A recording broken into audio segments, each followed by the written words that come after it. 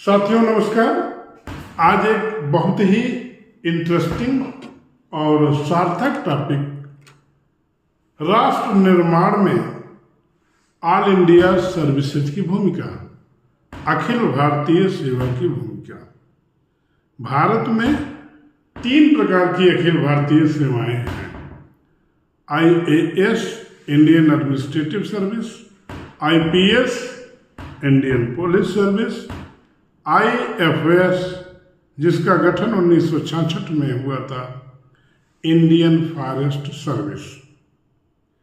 All India services अखिल भारतीय सेवा जो भारतीय कैरेक्टर की होती है और जिसकी नियुक्ति पूरे भारत के लिए की जाती है।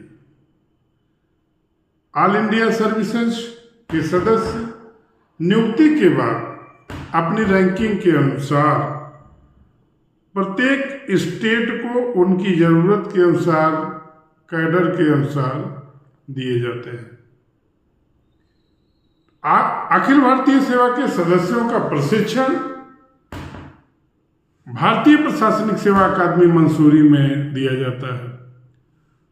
चाहे अखिल भारतीय सेवा हो या केंद्रीय सेवा हो, सभी को आधारभूत प्रशिक्षण दिया जाता है, फाउंडेशनल ट्रेनिंग, जिसका नेचर इंडियन आउटलुक होता है, जिसमें भारतीय अर्थव्यवस्था, भारतीय संविधान, भारतीय संस्कृति और पूरे भारत की विविधता में एकता, भारत की वास्तुकला, भारत की संस्कृति, भारत की कला और उत्तर भारत के महत्वपूर्ण स्थान, महत्वपूर्ण परियोजनाएं, दक्षिण भारत के इन सब का प्रशिक्षण दिया जाता है, जिसका कैरेक्टर होता है इंडियन आउटलुक।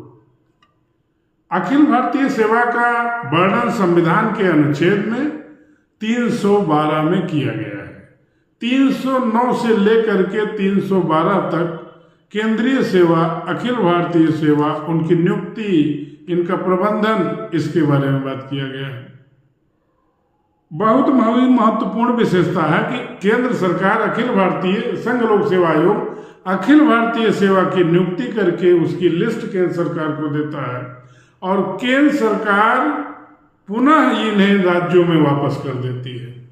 केंद्र सरकार को जब जरूरत होती है तो इन ऑफिसर को डेपुटेशन पे बुलाती है, जिसको बोलते हैं टेन्योर सिस्टम, और इसका तात्कालिक उद्देश्य